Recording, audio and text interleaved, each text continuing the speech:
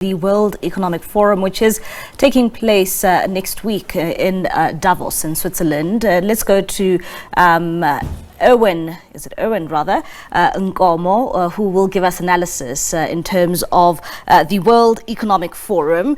Owen, thank you so much for your time here on SABC News this evening. Of course, we're just a few days away from seeing that annual meeting taking place in Switzerland, in Davos. Perhaps let's start off with just your expectations. What are you expecting to hear when it comes to South Africa's prospects in terms of driving investment in the country? Perhaps just give us your insights in terms of your expectations of this year's installment of the World Economic Forum. Thank you so much for having me. I believe that, as I previously said on the station, that I think that Davos and many other conferences like this are really sideshows for global leaders and business people to go and spend time in Switzerland, because there never is any identifiable major changes that they come back to the table with year after year, despite the numerous themes that they use to define whatever year the Davos conference is going to be happening. I'm expecting the same message to come through that says South Africa is open for business, so too is Africa. But I don't believe that we will see any major results either for South Africa or the rest of the countries that go to Davos, for that matter. In my view, it's just always a sideshow to the real issues in the world that we are dealing with at the moment. We're dealing with unprecedented levels of inflation. We're dealing with these big issues in America of illegal immigration. We're dealing with these big issues in the Middle East, the war between Palestine and Israel, and the Ukrainian and the Russian war that have stifled growth globally. I believe that those things will most likely take center stage. And of course, hearing a bit earlier on from the Minister of Finance, and they are hoping, despite you naming all of these challenges, the global challenges that we are facing, they are hoping that, South Africa will continue to be an investment hub for many businesses across the world. One would also ask, during a time like this, where we are facing our own problems, a high unemployment rate, stagnant economy, at the same time, we are dealing with load shedding in this country. And I mean, by now, one would say that it's still something that affects many businesses and forces businesses to close down. I mean, we have a steel company that's closing down because of problems like load shedding. How does South Africa make itself attractive if it's dealing with major challenges like load shedding? Well, look, I mean, that's exactly the point. We went there last year and we had the same challenges. How are we going to attract investment when Eskom cannot supply consistent electricity? And the biggest generators of jobs in any economy rely heavily on electricity. You're talking about manufacturing, you're talking about mining. And with modern agriculture also consumes quite a bit of electricity. So it's going to be difficult for us to convince the rest of the world that they can gladly take their billions in dollars and bring them to South Africa. We still have a lot to do. I believe we need to fight corruption and show the world that South Africa is a country that cannot tolerate corruption. And for every case brought to court, which takes the big guns to task, I do believe we might start to get some semblance of hope that investors will take us seriously. But at this stage, there's just so much corruption happening, and this Eskom challenge probably being one of those things where you hear that there is a lot of sabotage going on.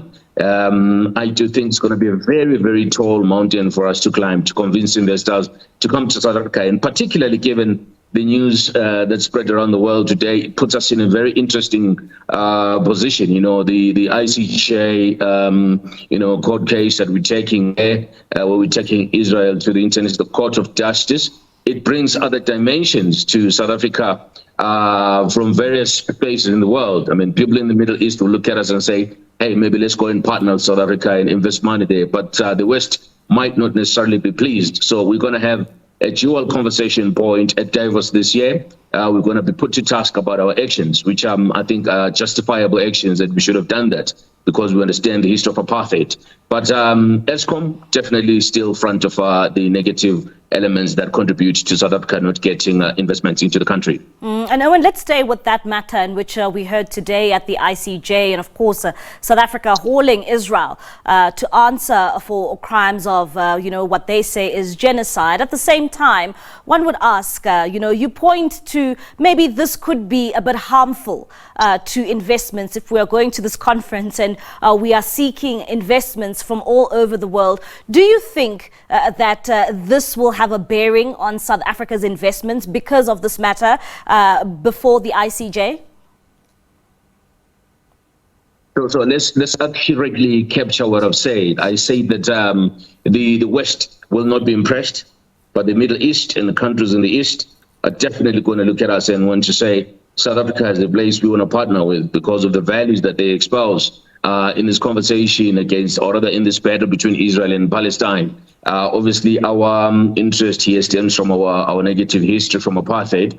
And at the same time, I think we must be cognizant of the fact that there's this big monster called the BRICS formation, which is starting to drag other countries into the formation, which has increased the power of this formation away from the West. And so the influence of the BRICS and the Middle Eastern countries should not be undermined. We will definitely, in my humble view, find more favor in getting oil dollars out of the Middle East and some support from Asia. But it might be a little bit of a difficult conversation when it comes to the guys in the West and America. Coming back to South Africa, Owen, I mean, looking at what we experienced last year towards, the festive season with the issues at, our ports in Durban. And of course, that is the issue of logistics in this country. Of course, one would also ask that surely this is something that's going to harm South Africa when they are trying to get more investments in this country. If, products were waiting for, days on end and couldn't be, taken to their various destinations. 100%. The challenge at the ports in South Africa, particularly Richards Bay and Durban, so humongous that they cost the country probably a good 1.5 to 2% of growth in terms of GDP. You had, the mining boom, which happened 2-3 years ago, that we could not take full advantage of because we could just not get enough of the stuff we dig out of the ground to ports and out of the country to bring us hard-earned dollars. So if we don't fix our infrastructure, if we don't fix Transnet, and the rest of the state-owned enterprises that influence our ability to sell and buy stuff from outside the country, we definitely are not going to see the kind of growth we're looking for, which is 3% plus. So I do think that our government comes back home and focuses on our domestic problems, Eskom and our infrastructure problems. And I do think it's probably those two things are going to be at the forefront of the campaigning parties this year. If they were clever enough, I think they should be selling us the fact that they're going to try and change these two elements, Eskom and Transnet, in order to grow the economy and create jobs, But unfortunately, the politicians seem to think about things differently.